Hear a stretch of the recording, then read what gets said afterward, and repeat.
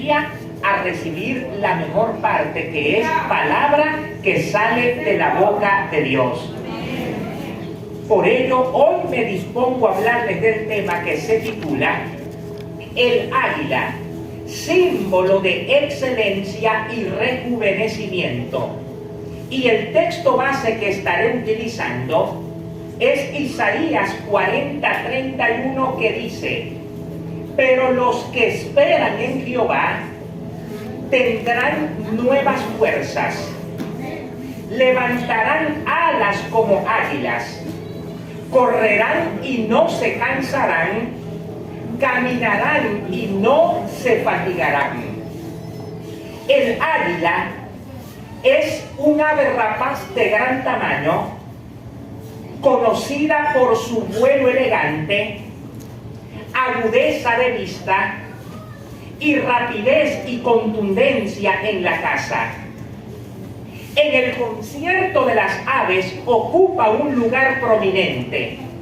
De hecho, algunos le han denominado el león de los aires. Y esta descripción me parece espectacular, porque cuando vamos a la Biblia nos daremos cuenta que los dos animales con los cuales Dios más se identifica son precisamente el león y el águila. El águila nos dice quiénes somos en Cristo Jesús y la manifestación de la gracia y el favor de Dios a través de nuestras vidas. El águila es un ave admirable porque tiene una actitud que realmente sobrepasa a las otras aves. El águila puede cazar y levantar en el aire animales que cuadruplican su peso. El águila es utilizado en las Escrituras para traer importantes enseñanzas a nuestras vidas. Hace algunos años, una prestigiosa organización pentecostal, un prestigioso concilio pentecostal, organizó una cumbre y a esta cumbre le llamó la Cumbre del Águila. El águila, por ejemplo, es símbolo de la grandeza de los Estados Unidos. También es el símbolo de la grandeza de México. Al proyecto aeroespacial de colocar por primera vez seres humanos en la Luna para estar allí e investigarla, se le llamó Misión del Águila. En Daniel capítulo 7, al imperio babilónico se le describe como un león con alas de águila. Tenemos nuestro equipo de béisbol profesional, las Águilas del Zulia. También el reino de Salomón tenía como símbolo un águila. Para los hebreos, para los judíos, el águila es símbolo de inmortalidad. Y también el águila para ellos representa la intervención de Dios en el desarrollo de los acontecimientos humanos, trayendo al hombre a su seno o a su protección. Yo no sé qué estás viviendo, ni sé por lo que estás pasando, ni sé cuál es la lucha o la batalla que estás enfrentando, pero si de algo estoy seguro es que Dios te ha traído en esta noche para este lugar, porque Él va a intervenir poderosamente en tu vida, porque las aflicciones del tiempo presente no son comparadas con la gloria que ha de manifestarse. Por eso, hablar del águila es muy importante e interesante. El águila habla de la gracia de Dios en nosotros. El águila habla de voluntad, decisión, entereza, empoderamiento y renovación. Por eso dicen las Escrituras que Él es quien sacia de bien tu boca, de modo que te rejuvenezcas como el águila. Y yo quiero decirte algo en esta noche proféticamente. Tu ministerio va a rejuvenecer. Tu matrimonio va a rejuvenecer. tus talentos van a rejuvenecer, tu emprendimiento va a rejuvenecer, porque los que esperan en Jehová levantarán alas como águilas, correrán y no se cansarán, caminarán y no se fatigarán. Otra característica que tiene el águila es que construye sus nidos en lugares altos, de difícil accesibilidad. Y esto lo hace para impedir que predadores se coman a sus polluelos y se coman también la comida que provee para ellos. El águila es muy inteligente porque instintivamente desarrolla una logística de precaución. El águila no permite que los problemas le vengan. El águila le cae adelante a los problemas. Instintivamente es sabia y es prudente. Por eso el creyente águila, el hijo de Dios águila, el discípulo de Cristo águila, entiende que cuando ve el mal tiene que apartarse, porque sabe que hay un peligro latente que se está manifestando ante sí, ante sus propios ojos. El águila construye sus nidos en lugares altos para protección. Y yo te pregunto en esta noche, ¿dónde estás colocando el nido de tu matrimonio? ¿Dónde estás colocando el nido de la crianza de tus hijos? ¿Son tus hijos presa fácil de personas a su alrededor que le den malos consejos? ¿Son tus hijos presa fácil de grupos delictivos que operan en el lugar donde tú vives? Voy a decir algo delicado. ¿Son tus hijos presas fáciles de pedófilos que circundan en los alrededores de tu familia? ¿Dónde estás colocando el nido de tu economía? ¿Dónde estás colocando el nido de tu salud? Hermano, esta palabra es para traer un despertar espiritual, porque cuando Dios te da una palabra de advertencia es para que las cosas no ocurran, pero hay que despertar espiritualmente. Hay mucho evangélico despistado, hay mucho cristiano despistado. Efesios capítulo 4, levántate de los muertos, despiértate tú que duermes, y te alumbrará Cristo. Mirad pues cómo andéis avisadamente o despiertamente, no como locos, sino como sabios, aprovechando bien el tiempo, porque los días son malos.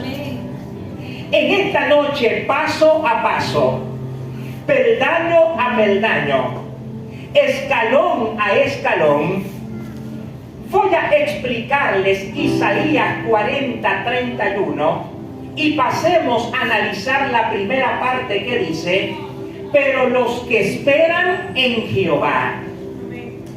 Esta palabra pero gramaticalmente está en el texto bíblico para hacer un contraste con el versículo anterior que dice: los muchachos se fatigan y se cansan, los jóvenes flaquean y caen, pero ¿qué es lo que esto quiere decir?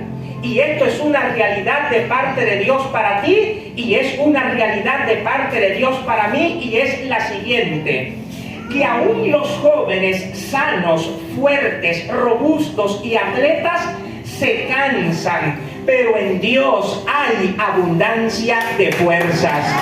Por eso, en medio de tu depresión, hay nuevas fuerzas de parte de Dios para ti. En medio de la mala noticia, hay nuevas fuerzas de parte de Dios para ti. Y fíjate lo que dice: pero los que esperan en Jehová, los que esperan. Esperar aquí en el texto significa esperar con expectación, esperar creyendo de que algo bueno te sucederá, esperar creyendo de que las cosas cambiarán para mejor, esperar creyendo que a pesar de la circunstancia adversa, Dios hoy trae una señal de progreso en medio de estos tiempos de crisis. cree que aunque el 2025 fue difícil, lo que resta de estos 2 meses y medio, menos de 2 meses y medio, lo vas a terminar en victoria porque has entendido la necesidad de esperar en Dios. Por eso hay que aprender a esperar en Dios. Las Escrituras nos hablan acerca de los beneficios que adquirimos cuando aprendemos a esperar en Dios. Dice el salmista que los que esperan en Jehová no serán confundidos. Dicen las Escrituras que los que esperan en Jehová heredarán la tierra. Mira el hermoso juego de palabras que hace el salmista cuando expresa: nuestros padres esperaban y tú los liberaste. Este juego de palabras parece una redundancia, pero gramaticalmente no es así. Cuando el salmista dice nuestros padres esperaron, quiere decir que tomaron la decisión de esperar. Y cuando dicen esperaban, quiere decir que hicieron un estilo de vida el aprender a esperar en Dios. ¿Y qué pasó después? Y tú los liberaste. Yo no sé qué circunstancia estás viviendo. Yo no sé cuál es la magnitud del enredo en el cual tú puedas estar probablemente inmerso o inmersa, pero de algo sí estoy seguro, y es que si esperas en el Señor, Él va a traer liberación sobrenatural a tu vida, porque días vendrán cuando el yugo se pudrirá y las cadenas se romperán a causa de la unción de Dios. Tienes que aprender a esperar en Dios. Y a nosotros los seres humanos no nos gusta esperar. Porque cuando Isaías dice, pero los que esperan, esa palabra, pero los que esperan, quiere decir los que son pacientes. ¿Sabes por qué? Porque cuando tú aprendes a esperar en Dios, te vas a querer adelantar al tiempo y al momento de Dios, y vas a querer forzar aquello desde una óptica natural que sobrenaturalmente Dios está próximo a manifestar en tu vida. La espera es agónica para muchas personas, y la espera se torna agónica cuando aquello que estás esperando que se dé en el tiempo que tú quieres se manifieste. Pero yo quiero decirte en esta noche que las cosas no se van a manifestar en tu tiempo. Las cosas se van a manifestar es en el tiempo de Dios, en el tiempo que Él lo ha planeado para tu vida, porque Él sabe qué es lo que más te conviene. Por eso hay que aprender a esperar en Dios. Mira, adelantarte a lo que Dios quiere traer a tu vida es peligrosísimo. Puede traer terribles consecuencias. Un día Abraham se impacientó porque el hijo que Dios le había dicho que nacería de él y de Sara no llegaba. Y él aceleradamente se fue donde la esclava egipcia Agar, y ya todos sabemos lo que pasó. ¿Y qué está ocurriendo actualmente en el mundo? Una problemática internacional que varias veces ha podido llevar al mundo al borde del precipicio. ¿Por qué? Por un hombre que se adelantó al plan de Dios, que no supo esperar el plan de Dios. Tenemos el caso de Moisés. Dice la Escritura que cuando Moisés estaba crecido, un día caminaba en Egipto y fue a ver a sus hermanos, así dice el texto bíblico, y se dio cuenta que un egipcio estaba maltratando a un hebreo.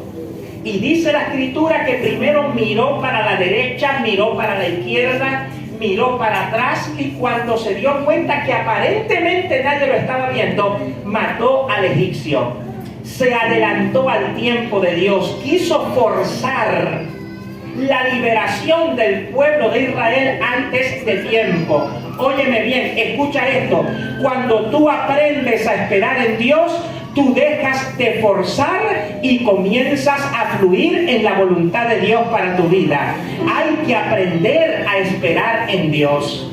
Hay que aprender a esperar en Dios. Es necesario esperar en Dios.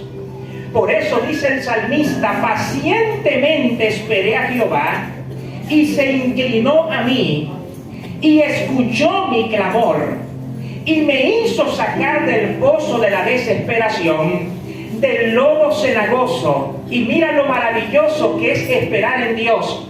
Puso mis pies sobre peña, y puso canción nueva en mi boca. Y dice que verán esto muchos en ti, y se alegrarán, y también aprenderán a esperar en el Señor. Por eso hay que aprender a esperar en Dios, porque aquellos que esperan en Dios no serán avergonzados. Es tiempo de aprender a esperar en Dios. Dicho esto, pasemos al siguiente punto. Tendrán nuevas fuerzas. La traducción más fidedigna debería ser: cambiarán sus fuerzas. Y esto conlleva a la idea de avivar, de reavivar, de reactivar algo que estaba detenido. Los que esperan en el Señor literalmente cambiarán sus fuerzas. La Reina Valera traduce: tendrán nuevas fuerzas. Pero la Biblia hebrea dice que cambiarán sus fuerzas. Es decir, indistintamente de lo que puedas estar viviendo, yo quiero anunciarte en esta noche que hay un cambio de fuerzas de Dios para tu vida. No es que te va a dar nuevas fuerzas, sino que te va a cambiar las fuerzas. Porque algo grande y maravilloso va a comenzar a retoñar en tu vida como consecuencia de aprender a esperar en Dios. Los que esperan en Jehová tendrán nuevas fuerzas. Se dice que de los hombres, de los héroes de la fe, muchos eran débiles y sacaron fuerzas de su debilidad y se hicieron grandes en batalla. Cuando Sansón se halló desvalido, abandonado, humillado, Dios le restauró las fuerzas y mató más filisteos que los que había matado el resto de su vida. Dicen las Escrituras que un día Jeremías dijo que no quería seguir hablando la palabra de Jehová, y fluyendo en el ministerio profético que Dios le había dado, le había encomendado. Y dice el texto bíblico que Dios le renovó sus fuerzas. Había un fuego en su interior que, aunque él no quería, el fuego profético en su interior era mucho más fuerte que lo que él realmente aspiraba, negativamente hablando, en ese momento. El apóstol Pedro, desmotivado, decepcionado, triste y deprimido por los eventos relacionados con la pasión de Cristo, volvió a sus antiguos oficios. Pero el día de Pentecostés el Espíritu Santo vino sobre él y Dios le renovó sus fuerzas, y 3,000 personas vinieron a los pies de Jesucristo. Y yo quiero decirte algo en esta noche: hay nuevas fuerzas de parte de Dios para tu vida. Escúchame bien lo que te voy a decir en esta noche. La fuerza de Dios en ti es mucho más poderoso que el golpe que has recibido. Por eso tienes que fortalecerte en el Señor. Efesios 6: fortaleceos en el Señor y en el poder de su fuerza. Vestidos de toda la armadura de Dios, para que podáis hacer frente a las acechanzas del diablo. Por eso, hoy necesitas caminar en la fuerza del Señor. Y observa: los que esperan en Jehová tendrán nuevas fuerzas. Cambiarán sus plumas como las águilas. Fíjate, los que esperan en Jehová tendrán nuevas fuerzas. Cambiarán sus plumas como las águilas. La versión Reina Valera dice que levantarán alas como águila. Pero realmente el texto dice que cambiarán sus plumas como las águilas. ¿Qué significa esto? Renovación. Dios desea traer renovación a nuestras vidas. La renovación es vital. La renovación es clave para cada uno de nosotros. Romanos 12:2: no os adaptéis a este siglo, sino transformaos por medio de la renovación de vuestro entendimiento, para que comprobéis cuál sea la buena voluntad de Dios, agradable y perfecta. Pablo dice, porque aunque andamos en la carne, no militamos según la carne, porque las armas de nuestra milicia no son carnales, sino poderosas en Dios para destrucción de fortalezas, derribando todo argumento y toda altivez que se levanta contra el conocimiento de Dios y llevando cautivo todo pensamiento a la obediencia a Cristo. Y aquí hay algunos puntos importantes que destacar. Cuando el plumaje, metafóricamente hablando, es cambiado, tú te habilitas mejor para volar hacia lo alto, para ir hacia las alturas.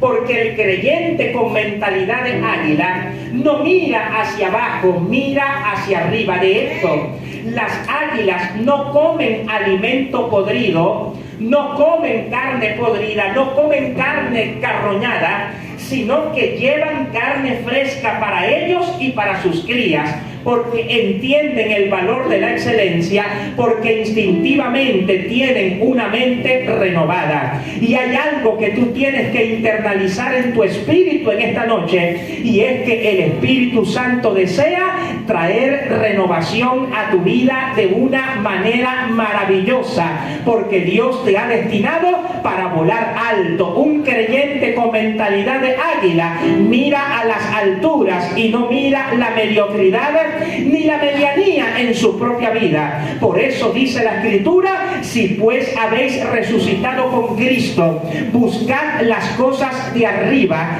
donde está Cristo, sentado a la derecha de Dios. Poned la mira en las cosas de arriba y no en las de la tierra. Es tiempo de comenzar a mirar las cosas desde la posición que tenemos en Cristo, desde la óptica de quién somos nosotros realmente en Cristo Jesús. Y dice la Escritura que nosotros estamos sentados en lugares celestiales juntamente con Cristo Jesús. Dice la Escritura que somos coherederos juntamente con Cristo Jesús. Dice la Escritura que Cristo puso todas las cosas debajo de sus pies y la dio por cabeza a la iglesia. Por esta razón necesitamos entender la necesidad de la renovación. Por eso dice Isaías 40:31 que levantarán alas como águila. Esto habla de alturas. ¿Y qué ocurre en las alturas? Número uno, en las alturas no hay tanta contaminación. En las alturas no hay tanta contaminación. En las alturas las polvoreras y las contaminaciones que son propias de la sabana no se ven. ¿Por qué no se ven? Porque está en un lugar donde hay aire fresco. Número dos, desde las alturas tú puedes ver mejor el panorama, ves mejor las cosas, tienes un espectro amplio acerca de cada detalle que circunda a tu alrededor. ¿Por qué razón y por qué motivo? Por causa de que estás ampliando tu visión, porque el águila se caracteriza por ser un visionario. Por eso los que esperan en Jehová levantarán alas como águilas. Y algo va a ocurrir en tu vida también por causa de la aplicación y de la activación de esta realidad. Y dice que correrás y no te cansarás.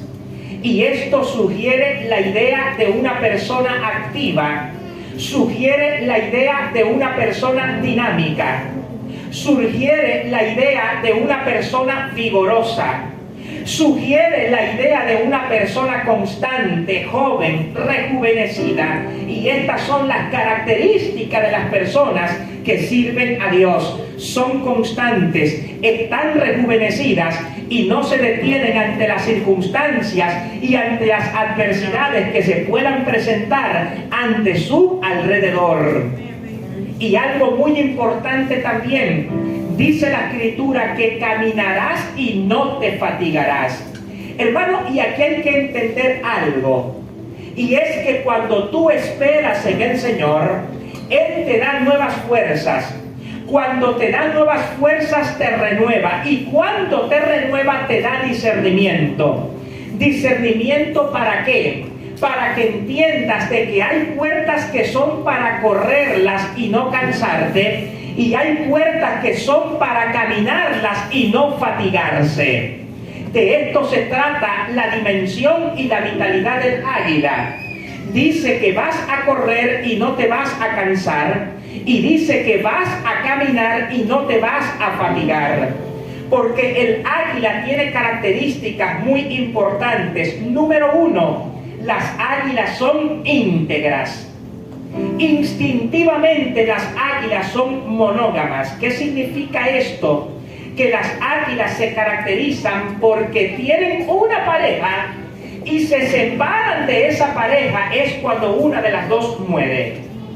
Mientras muchas gallinas están peleando por un mismo gallo y un mismo gallo está flirteando con muchas gallinas, el creyente con mentalidad de águila entiende que honroso sea en todo el matrimonio y el lecho sin mancilla, pero a los adúlteros y fornicarios juzgará Dios. Un creyente con mentalidad de águila se mueve en esta dimensión y en esta realidad. Otro detalle importante, un cristiano con mentalidad de águila, continuamente se renueva. Algunos apoyan o sistematizan o le dan una realidad paralela a las palabras de Isaías, que dice que levantarán alas como águila, a lo que dice el salmista cuando expresa: Él es quien sacia de bien tu boca, de modo que te rejuvenezcas como el águila.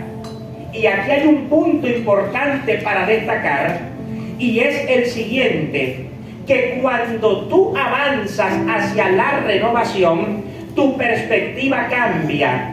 Cuando tu perspectiva cambia, tu manera de entender las cosas cambia, y cuando tu manera de entender las cosas cambian, tus decisiones también van a cambiar. Porque para que la conducta cambie, primero tienen que cambiar las ideas que hay en la mente. Un cristiano con mentalidad de águila no se junta con cualquier persona, porque ha entendido que el que anda con sabios se hará sabio, mas el que se junta con los necios será quebrantado. Águila no se junta con gallo, águila no se junta con gallina, águila no se junta con samuro, águila se junta con águila porque han entendido que ambas tienen un ADN que está destinada por Dios para las alturas, y eso es lo que está pasando contigo. Dios te ha dado un ADN para que estés en lo alto y no en lo bajo. Voy a decir algo con mucho respeto. Una hija de Dios con mentalidad de águila no se empata con un hombre inconverso. Una hija de Dios con mentalidad de águila no se empata con un hombre inconverso. ¿Por qué? Porque ha entendido que la Escritura expresa: no os unáis en yugo desigual con los incrédulos. Y Pablo está hablando aquí es de la unión matrimonial, porque cuando Pablo dice no te unas en yugo desigual, está hablando de algo literal.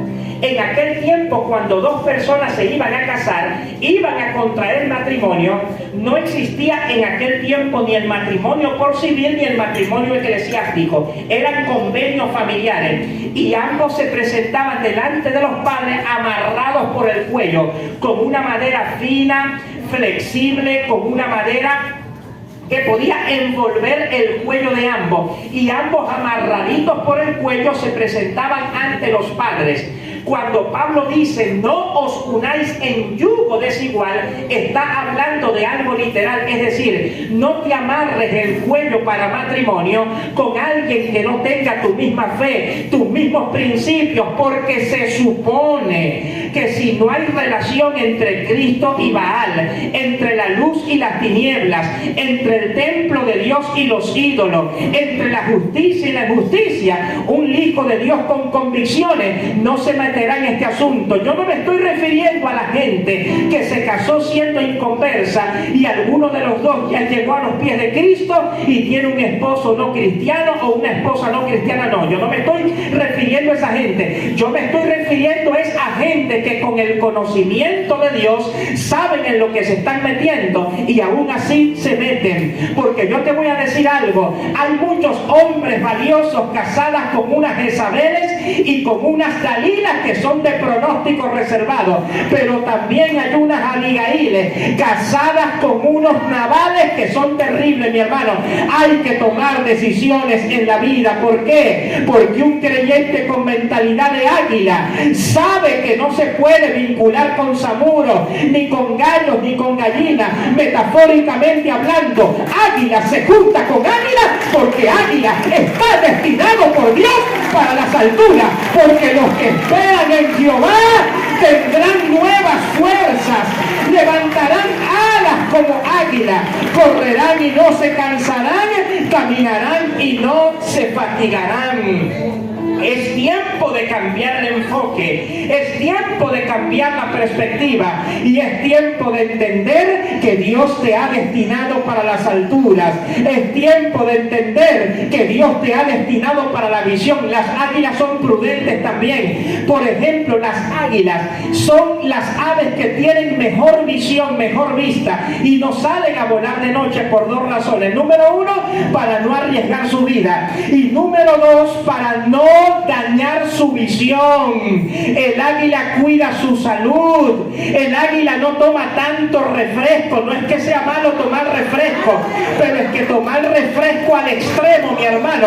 Porque yo le voy a decir algo en esta noche, porque yo he venido en esta noche como profeta de Dios para remover la mata, porque hoy Dios quiere traer tiempos de rompimiento a muchas personas en este lugar. Porque te voy a hablar en español claro. Yo no le estoy hablando en esta noche a gallos, ni a gallinas, ni a zamuros. Le estoy hablando metafóricamente a águilas que Dios quiere levantar en este tiempo y en esta generación. Por eso los que esperan en Jehová tendrán nuevas fuerzas, levantarán alas como águila, correrán y no se cansarán, caminarán y no se fatigarán. Fue a un negocio, se comió 30 pastelitos, qué bárbaro. No, una persona con mentalidad de águila no se puede mover así, porque el colesterol, el triglicérido, lo que estás aportando para la tensión alta, entonces no es el diablo a veces, ni tampoco es Dios, es la mala decisión que toma la gente muchas veces, porque no tiene mayordomía para la salud. Y si Dios te está dando esta palabra, es porque Él te quiere dar largura de días en la tierra. Pero un creyente con mentalidad de águila cuida su salud, amado. Yo deseo que seas prosperado en todo y que tengas salud, así como prospera tu alma. Esa palabra salud en el griego significa higiene. Lo que el apóstol Juan le está diciendo a Gabo es: cuida tu cuerpo de tal manera que no te enfermes. Cuida tu cuerpo de tal manera que los riesgos de enfermedad sean mínimos. Cuida tu cuerpo de tal manera que no tengas que apelar a la sanidad divina para que vengas a tener que recibir un milagro, porque hay una realidad. Romanos capítulo 8, tenemos la ley del espíritu de vida que vivifica nuestros cuerpos. Honra a tu padre y a tu madre, que es el primer mandamiento con promesa para que te vaya bien y seas de larga vida sobre la tierra. Dios quiere traer largura de días para ti hoy.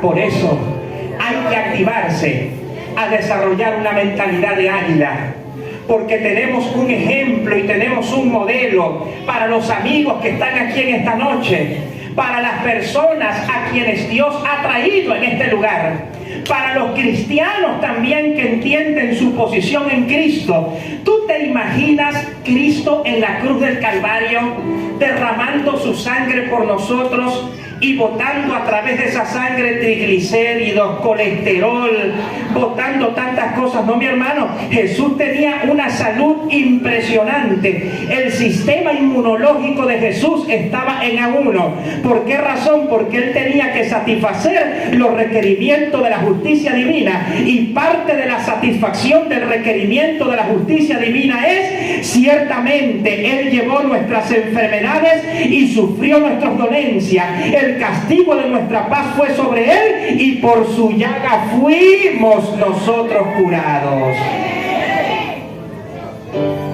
Hay gente que se toma una botella de Coca-Cola en la mañana, otra botella de Coca-Cola en el almuerzo, otra botella de Coca-Cola en la cena. Muchacho, ¿qué es lo que te pasa?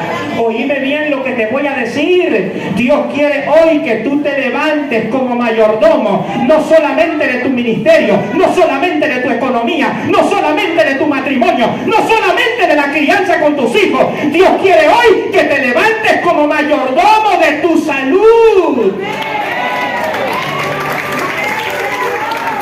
Tu cuerpo es templo y morada del Espíritu Santo.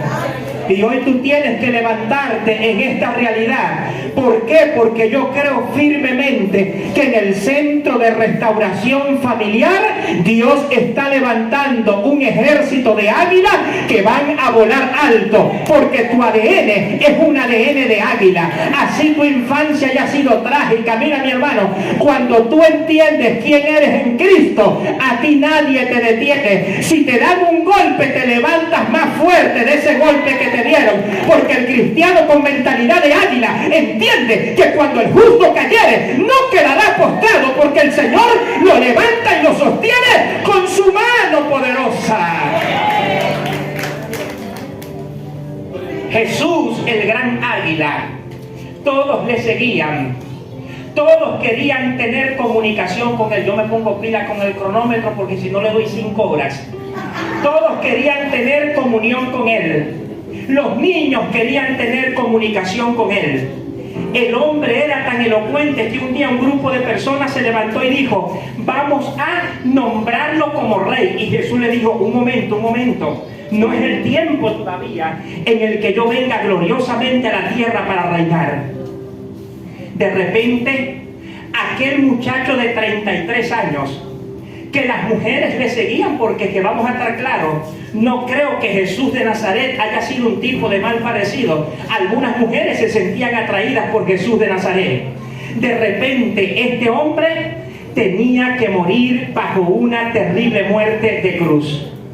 De repente, el futuro promisorio que muchos veían, ahora la voluntad de Dios estaba golpeando el razonamiento de mucha gente, pues Él tenía que enfrentarse a la cruenta muerte de una cruz. Y como cual águila, metafóricamente hablando, aceptó la voluntad de Dios para su vida. Dice la Escritura que sus amigos lo abandonaron, todo lo dejaron solo. Pedro, uno de los más íntimos, lo traicionó, y dice el texto bíblico que lo traicionó diciendo muchas insolencias, muchas groserías, muchas obscenidades. Judas lo traicionó y también lo vendió, y no aguantó la depresión y se suicidó. No solamente esto, le pusieron una corona en señal de burla, y no era una coronita como las que presentan en las películas de Semana Santa. Era una corona que cubría todo el cráneo lo cubría, y tomaron un palo y comenzaron a darle a las espinas, y las espinas comenzaron a incrustarse en el cráneo, y estas espinas tenían una propiedad que cuando entraban en el cráneo succionaban aquello por lo cual punzopenetrantemente hablando entraban para infligir el daño. No solo esto, a cada soldado se le permitió darle 30 golpes en la mejilla. Por eso el profeta Isaías, en una revelación futura, los profetas del Antiguo Testamento que murieron saludando la salvación en una revelación futura, dice que no había belleza en él de la cual nosotros fuésemos atraídos. El águila de las águilas se estaba volviendo en una piltrafa humana, en un acto sustitutivo cautivo por ti y por mí en la cruz del Calvario, porque Él tenía que satisfacer los requerimientos de la justicia divina para que cuando tú pusieras su fe en su sacrificio, Dios te declarara justo y te declarara salvo por la sangre derramada del Hijo de Dios en la cruz del Calvario. No solamente esto, le dieron 39 latigazos, pero los manuscritos más antiguos dicen que fueron 150 latigazos. Y cada vez que este látigo entraba, este látigo daba la vuelta y extraía el pedazo de carne. Habían 150 pedazos de carne extraídos en el cuerpo de Jesús. Allí se estaba librando el drama del Calvario.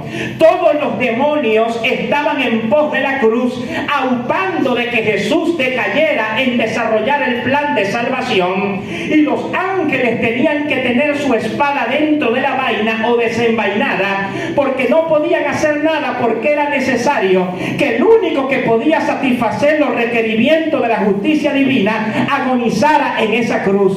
Pero lo que más Jesús le temía como hombre no eran los clavos ni eran las espinas, no eran los golpes ni las injurias tales como: si salvaste a otro, ¿por qué no te salvas a ti mismo? ¿Por qué no aplicas todo tu poder para traer ángeles y arrancarle la cabeza a los religiosos y a la levadura de Herodes que se ha levantado en tu contra? 2 levaduras se levantaron en contra de Jesús, descritas por él mismo cuando desarrolló su ministerio público en la tierra, y fue la levadura de Herodes y la levadura de los fariseos y de los saduceos. Allí estaba Jesús en la cruz del Calvario, y todos estaban en pos de la cruz viendo lo que allí estaba aconteciendo. Pero lo que más Jesús le temía es que el Padre lo iba a abandonar. Por eso cuando Jesús estaba en la cruz, él dice: Dios mío, ¿por qué me has desamparado? Mira, Dios te ama tanto que por amor a ti y a mí, en la cruz del Calvario, por primera vez el conjunto de la deidad, Padre, Hijo y Espíritu Santo, no estuvieron juntos.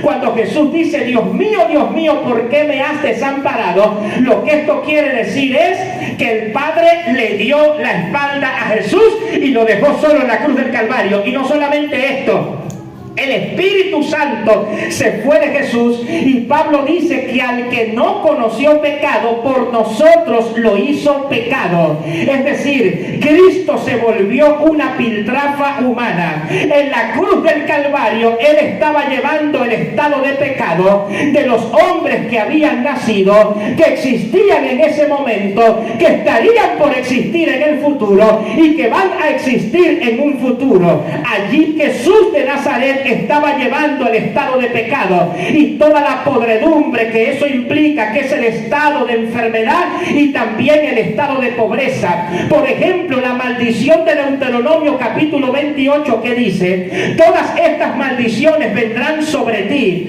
y te perseguirán y te alcanzarán hasta destruirte. Por eso tendrás hambre, sed, desnudez, pobreza extrema, y serás esclavo de los enemigos que el Señor tu Dios pusiere sobre ti, por cuanto no quisiste obedecer al Señor tu Dios, ni cumplir los mandamientos que Él te prescribe hoy. Vendrán sobre ti todas estas maldiciones. Maldito serás en la ciudad, maldito serás en el campo. La maldición de la pobreza estaba cayendo sobre Jesús. La maldición de la enfermedad estaba cayendo sobre Jesús. La maldición de la separación estaba cayendo sobre Jesús. La maldición de la esclavitud estaba cayendo sobre Jesús. Hasta que Jesús comienza a dar una serie de palabras que confirman de que el plan de redención estaba cumpliéndose exitosamente, porque la muerte entró por un hombre, pero la vida y la redención entró por el segundo Adán, Jesucristo, el Rey de Reyes y Señor de Señores. Allí estaba Jesús clavado en la cruz del Calvario y estaba recibiendo toda la pudredumbre. Y cuando el Padre se dio cuenta de que parte de su demanda había sido satisfecha, porque el pecado demanda la pena y la pena tiene que ser indefectiblemente la muerte, entonces Jesús entendió que había llevado gran parte de esta demanda y dijo: consumado es. Cuando Jesús dijo consumado es, Jesús estaba diciendo en ese momento, obra terminada, pero también estaba diciendo, lo que mi Padre perdió por la caída del primer hombre, ahora yo se lo estoy comenzando a devolver en la cruz. Y luego expiró y murió. Cuando Jesús expira y muere, el velo del templo se abre de arriba para abajo, la gloria de Dios se va del templo, porque ahora el templo y la morada donde Dios habita somos cada uno de nosotros, los hijos del Dios viviente. Pero algo ocurrió. Jesús expiró y murió. Pero dice la Escritura, esto es cristología, que Él tenía que ser vivificado de los rigores de la muerte. Esta palabra rigores de la muerte quiere decir que Él tenía que ser vivificado de lo que es posterior a la muerte. Él tuvo que bajar a las partes más bajas de la tierra. Efesios capítulo 4 dice que bajó a las partes más bajas de la tierra. Él mismo predijo y dijo que así como Jonás estuvo 3 días y 3 noches en el vientre del pez, así es necesario que el Hijo del Hombre esté 3 días y 3 noches en el corazón de la tierra. Allí bajó Jesús. Los bordes de hierro fueron puestos sobre él. Las tabernas, los pasillos y las prisiones de oscuridad se manifestaban en él. Y cuando él baja a las partes más bajas de la tierra, al infierno, los que estaban allí se alegraron mucho, porque la ley establece, la ley de la muerte establece que una vez que alguien está allí, no puede salir de allí. Pero lo que ellos no entendían muy bien era que Cristo había satisfecho los requerimientos de la justicia divina, y que ya el triunfo de los triunfos y la victoria de las victorias estaba próximo a concretarse. Era razón de 3 días solamente para que ese triunfo y esa victoria se concretase. Y allí estaba Jesús de Nazaret, pero el águila y el león no había sido aniquilado ni encarcelado como ellos creían, sino que cuando el Padre también se sintió satisfecho de que Jesús había cumplido la demanda, entonces el Padre dice, por causa de él ser inocente y de tener la legalidad para yo hacerlo pecado por causa de la desobediencia del primer Adán y de los que nacen después de él, porque la muerte entró por un hombre, pero la vida entra también por un segundo hombre, por un segundo Adán. Hermano, algo comenzó a suceder. Una voz desde el cielo dijo, es necesario que mi Hijo se levante de este lugar y tenga todo dominio, todo poder, toda autoridad, y tenga el nombre que es sobre todo nombre. Filipenses capítulo 2. Y algo ocurrió. De repente el infierno comenzó a temblar. Las puertas del infierno eran estremecidas. Las celdas volaron en 1000 pedazos. Él rompe los bornes de hierro. Los demonios, los ángeles caídos, encarcelados que están allí, tratan de detenerlo, pero cuando tratan de detenerlo, caen de rodillas delante de la presencia del Rey de Reyes y Señor de Señores. Y algo maravilloso ocurrió. Al tercer día, Cristo Jesús se levantó de los muertos con poder, con gloria y con autoridad. Por eso, óyeme bien, si tú vas a Beijing, el cuerpo de Mao Zedong está en una tumba. Si tú vas a Madrid, el cuerpo de Francisco Franco está en una tumba. Si tú vas a Santiago de Chile, el cuerpo de Augusto Pinochet está en una tumba. Si tú vas a La Habana, el cuerpo de Fidel Castro está en una tumba. Si vas a Camboya, el cuerpo de Pol Pot está en una tumba. Si vas a Moscú, el cuerpo de Lenin, Stalin, Brezhnev, Nikita Khrushchev, Mikhail Gorbachev, Iván el Terrible está en una tumba. Si vas a París, el cuerpo de Napoleón está en una tumba. Si vas a Berlín, no vas a hallar el cuerpo de Adolf Hitler, porque cuando se dio cuenta que su imperio en Alemania había terminado, mandó a incinerar su cuerpo, y él y su amante primero se envenenaron y luego mandó a incinerar su cuerpo. Si vas a Milán, el cuerpo de Benito Mussolini está en una tumba. Si vas al Panteón Nacional, el cuerpo de Simón Bolívar está en una tumba. Si vas en este momento a Bagdad, el cuerpo de Saddam Hussein está en una una tumba. Si vas a Grecia, el cuerpo de todos esos sabios, pensadores que trajeron y legaron la cultura occidental está en una tumba. Si vas a Chile, el cuerpo de San Martín está en una tumba. Si vas a Cuba, el cuerpo de Martí está en una tumba. Si vas al Panteón Nacional de los Estados Unidos, el cuerpo de George Washington y grandes presidentes como Ronald Reagan, como John F. Kennedy, está en una tumba. Si vas a Miami, el cuerpo de Carlos Andrés Pérez está en una tumba. Pero si tú miras la tumba de Jesús y haces una visita a Jerusalén, te vas a dar cuenta de una realidad, y es que la tumba de Jesús está vacía. La tumba de Jesús está vacía. La tumba de Jesús está vacía. La tumba de Jesús está vacía. La tumba de Jesús está vacía. La tumba de Jesús está vacía. La tumba de Jesús está vacía. Porque el gran rompimiento se produjo cuando Cristo Jesús se levantó de los muertos con poder, y este fue el día que murió la muerte. Por eso Él es el único que ha podido decir a la muerte: ¿dónde está, muerte, tu aguijón? ¿Dónde está, sepulcro, tu victoria? Sorbida es la muerte en victoria.